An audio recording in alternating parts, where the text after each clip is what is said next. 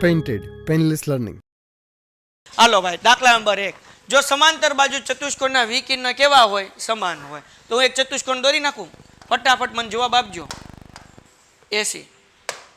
આ સમાંતર બાજુ ચતુષ્કોણ છે એબીસીડી.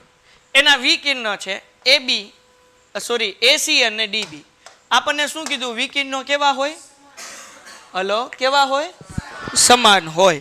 તો તે લંબચોરસ છે. તો આપણે લખી નાખીએ પક્ષ. પક્ષમાં જે આપણને આપ્યું એ શું કીધું ભાઈ? ચતુષ્કોણ એ બી સી ડી કેવો છે? ચતુષ્કોણ સમાંતર બાજુ ચતુષ્કોણ છે. તો આપણે લખી નાખીએ સમાંતર બાજુ ચતુષ્કોણ છે. કોઈને કઈ આમાં ડાઉટ છે?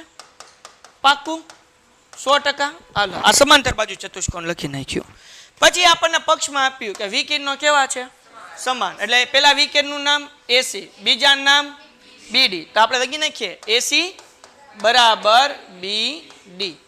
બરાબર ને? એસી અને બીડી આ બે વિકર્ણો કેવા છે? સમાન છે. હવે આપણને સાબિત કરવાનું છે કે લંબચોરસ છે. તો લંબચોરસ સાબિત કરવા માટે આપણે સાબિત કરવું પડે કે ભાઈ ખૂણો એ અને ખૂણો બી 90 નો છે, સી અને ડી કેવો છે? 90 નો છે. એટલે આપણે ટૂંકમાં છે ને એવું સાબિત કરી નાખીએ કે ખૂણો એ અને ખૂણો બી 90 નો છે. જો ખૂણો એ 90 નો હોય તો સમાંતર બાજુ ચતુષ્કોણમાં હમણાં જ આપણે પ્રમેય 8.4 ની અંદર જોયું કે સામસામેના ખૂણા કેવા હોય? સમાન. એટલે ખૂણો એ 90 નો હશે તો સી 90 નો હશે, અને બી 90 નો હશે તો ડી 90 નો છે. જો સમાંતર બાજુ ચતુષ્કોણ છે અને એના બધા ખૂણા 90 ના છે તો એ લંબચોરસ થઈ ગયું. તો આપણે અહીંયા સાબિત શું કરવાનું છે? ખાલી ખૂણો એ અને ખૂણો બી કેવો છે? 90 નો છે. કેટલાનો છે? સમાન નથી બેટા. હું સાબિત કરવાનું? અથવા તો આપણે એવું કરી નાખીએ સાધ્ય ખૂણો એ બરાબર ખૂણો બી બરાબર ખૂણો સી બરાબર ખૂણો ડી આ બધાય કેવા છે? 90 અંશના છે. આપણે આ સાબિત કરવાનું.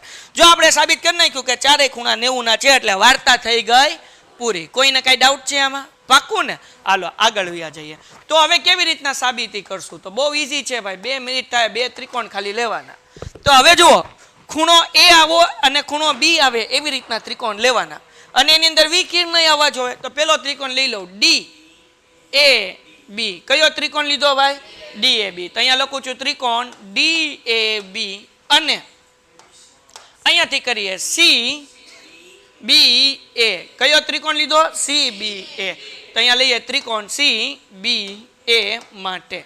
આ બે ત્રિકોણ એટલા માટે દીધા કે એની અંદર ખૂણા આવી ગયા અને વિકર્ણો આવી ગયા. હા કે ના? હાલો, મને આવડે નહીં, હું અભણ મને તમારે મને કહેવાનું છે. 2 જ મિનિટ થાય આગળ આ બે ત્રિકોણ છે એકરૂપ સાબિત થઈ જશે. પહેલી વસ્તુ, આ બે ત્રિકોણની અંદર સામાન્ય બાજુ કઈ? એ બી બરાબર એ બી. સામાન્ય બાજુ થાય કે ન થાય? તો એ બી બરાબર એ બી. શું લખશું? સામાન્ય બાજુ. કોઈને કઈ ડાઉટ છે? પક્ષમાં આપણને શું આપ્યું ભાઈ? એસી બરાબર બીડી આપ્યું કે નહીં? ઓકે, તો પેલા એસી લખવું પડશે કે પેલા બીડી લખવું પડશે? બીડી, કારણ કે અહીંયા છે ને બીડી અને એસી ક્યાં છે? અહીંયા છે. એટલે પેલા આપણે અહીંયા લખશું બીડી બરાબર એસી. એસી બરાબર બીડી. તો જરૂરી નથી એમને હેઠે મૂકવું, એ જોવાનું કે કયો ત્રિકોણ આપણે પહેલા લખ્યો છે. હાલો, તો અહીંયા હું લખી નાખું પક્ષ. કોઈને કઈ ડાઉટ? ઓકે. આ સમાંતર બાજુ ચતુષ્કોણ છે. આપણે પ્રમેયમાં શીખ્યા 8.2. સમાંતર બાજુ ચતુષ્કોણમાં સામસામેની બાજુ સામસામેના ખૂણા સમાન. સામસામેની બાજુ સમાન અને ખૂણાય સમાન. તો આપણે પહેલા બાજુની વાત કરીએ તો આવડા ચતુષ્કોણમાં એડી, તો એના બરાબર આ ચતુષ્કોણમાં આ બાજુ આવડા ત્રિકોણમાં, ચતુષ્કોણમાં નહીં, આ ત્રિકોણમાં એડી, તો આ ત્રિકોણમાં કઈ બાજુ થાય? તો આપણે લખીએ કે એડી બરાબર ડીસી. તો આપણે શું લખશું ભાઈ?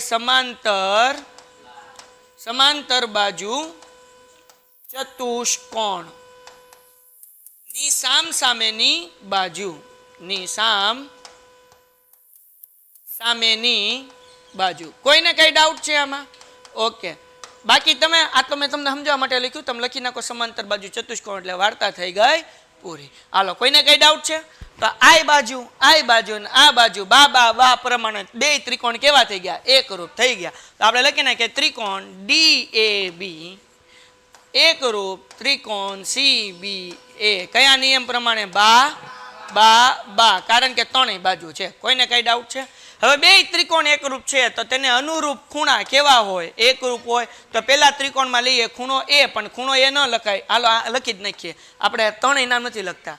ખૂણો એ બરાબર ખૂણો બી. તો અહીંયા લખીએ ખૂણો એ બરાબર ખૂણો બી. કોઈને કઈ ડાઉટ છે? હા કે ના? બોલો હા કે ના? તાને હું લખશું CPCT. આપણે તો એવું સાબિત કરવાનું હતું કે આ ખૂણો n ખૂણો b કેટલા અંશનો છે. અહીંયા સાબિત શું થયું? ખૂણો a બરાબર, હા કે ના? તો હવે શું કરવાનું? જો નિયમ છે બીજું, આ સમાંતર બાજુ છે AB અને AD અને BC, અને આ જે છે AB ઈ એના અંતઃકોણ કહેવાય. શું કહેવાય? અંતઃકોણ. અંતઃકોણના ખૂણાનો સરવાળો કેટલો થાય? 180. અંતઃયુગ્મ કોણ નહીં, અંતઃયુગ્મ કોણ સમાન હોય, અંતઃકોણ પૂરક હોય, પૂરક હોય એટલે એનો સરવાળો કેટલો થાય? 180. તો મતલબ એવો કે ખૂણો A વત્તા ખૂણો B બરાબર 180 થાય કે ન થાય? ખૂણો A વત્તા ખૂણો B બરાબર 180. શું લેવા ભાઈ? અંતઃકોણ. યુગ્મ કોણ નહીં, અંતઃયુગ્મ કોણ સમાન હોય, અંતઃકોણ. અંતઃકોણ એટલે સામ સામેના ખૂણા, એનો સરવાળો કેટલો થાય? 180. બરાબર. અહીંયા કાઉન્સમાં લખવું હોય તો લખી શકાય કે AD સમાંતર BC.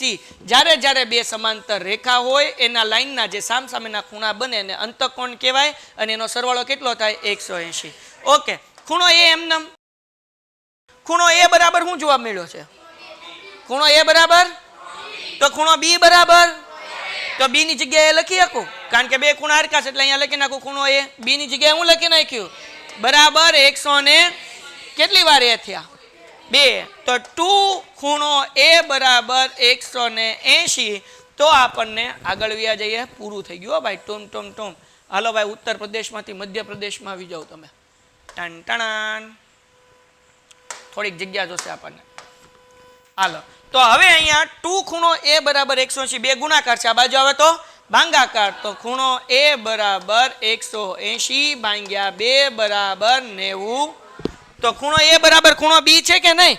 તો A 90 હોય તો B કેટલો હોય? 90. તો આપણે ખૂણો A બરાબર શું કરી નાખ્યો? ખૂણો B બરાબર 90 અંશ. કોઈને કઈ ડાઉટ? A અને B મળી ગયા. પછી સમાંતર બાજુના સામ સામેના ખૂણા કેવા હોય? સમાન હોય. હોય કે ન હોય?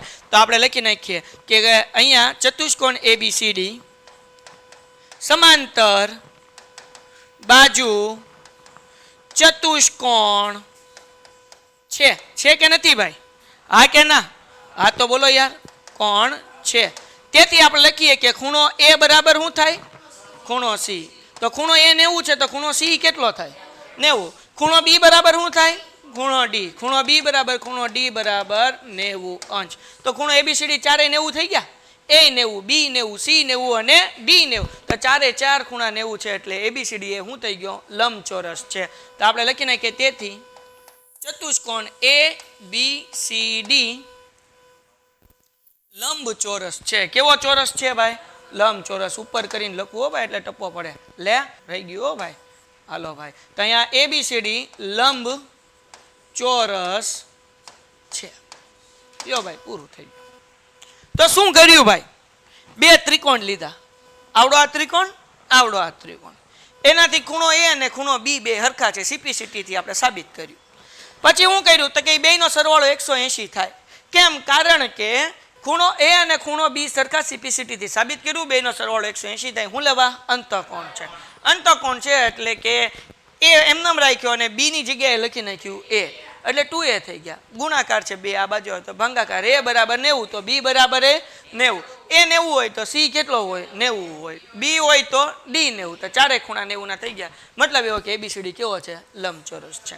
તો યાદ રાખો, લંબચોરસ સાબિત કરવા માટે આપણે એ સાબિત કરવાનું કે ચારે ખૂણા 90 અંશના છે. બાકી સમાંતર બાજુ છે એટલે સામ સામેની બાજુ તો કેવી હશે? સમાન જ હશે. વાર્તા થઈ ગઈ પૂરી. પેલો દાખલો થઈ ગયો પૂરો. 3 માર્ક્સનો વિભાગ C માં પૂછાય. Painted, Painless Learning.